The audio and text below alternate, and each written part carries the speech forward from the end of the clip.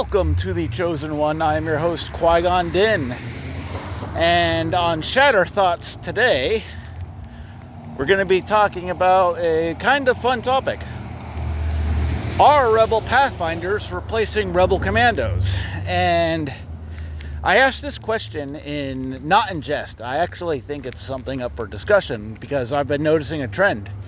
There's been a couple GTs that I've noticed. I can't remember the first time I saw this, but some people in Top Cut have been opting out of playing Rebel Commandos, and they've been putting Pathfinders in those slots.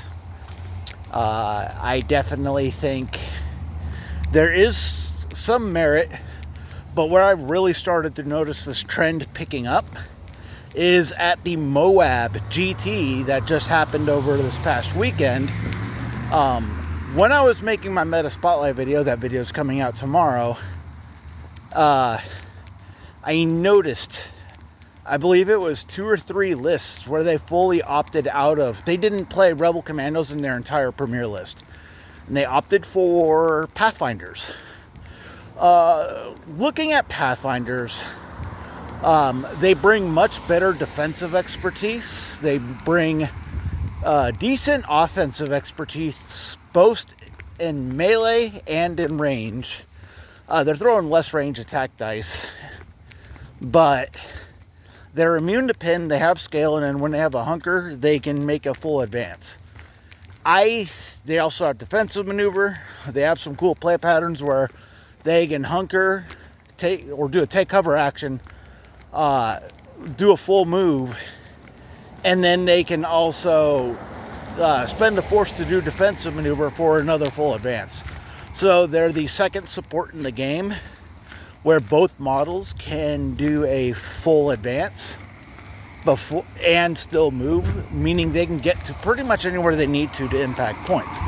The other strength of these guys is having that immunity to pin, and their really solid defensive expertise means they're going to be a lot harder to kill. And while I think the meta isn't as killy as it once was, the commandos still can just go down. And I think this is the biggest reason as to why we're seeing more Pathfinders being played at some of these events.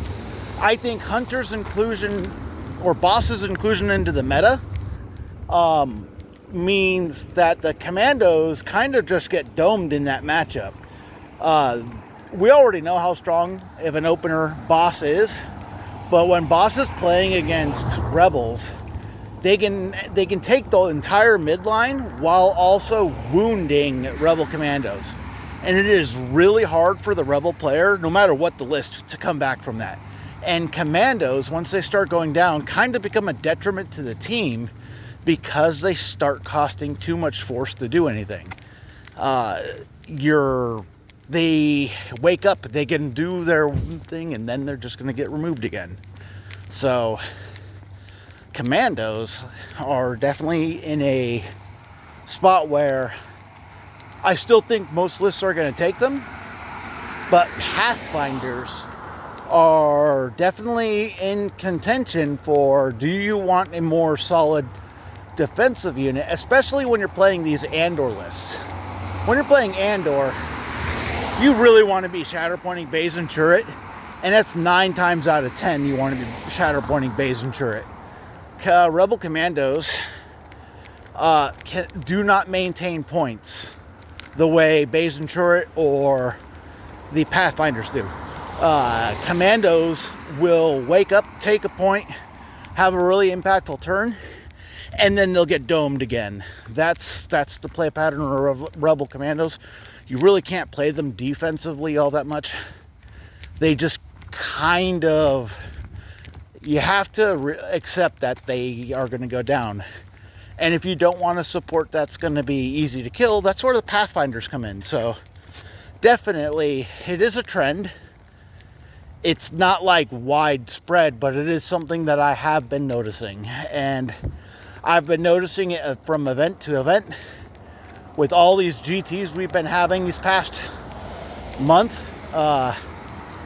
It is very, very interesting to see if Pathfinders going forward will eventually overtake Rebel Commandos as like the most played 4-cost Rebel support. I think there is merit to it. I don't think there's a wrong or right choice in the matter.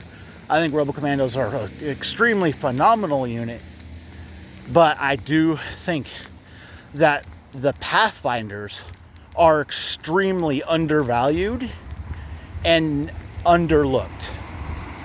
They have an insanely good mobility kit, and I think they're doing with Rebels what Shore Troopers are doing with Empire. They're just a little bit harder to take off a point, hard to bring down, and that there is strength in that.